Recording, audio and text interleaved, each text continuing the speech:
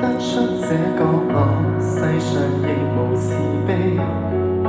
求救吧，觀眾眼神為兇手打氣，無法自救是你不爭氣。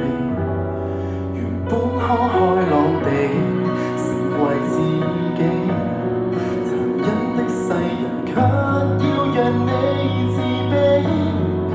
如果你未能奮氣，給他勝利，認清你價值由你愛起，先吸收這世上負能量，由一邊向當一個善良人，有時純屬取向，小陰影可我化成殘障，自愛荒涼，永遠醫好創傷。這扭曲的宇宙為全沒，誰有正常都不見得心要狠，如我那樣這種搏鬥，無人可幫你，你要倔強。不知講霸道如何是好，無影的血痕要歲月去修補，或者愛未強大到空手抗暴，請相信係時能變好。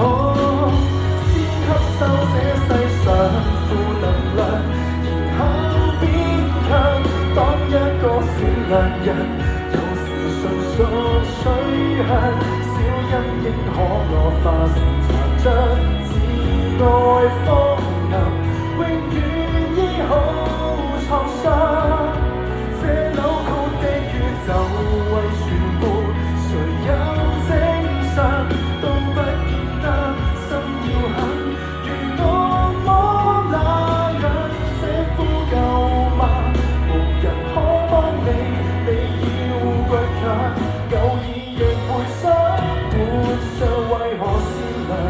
人若是被凌辱過，如何有見諒？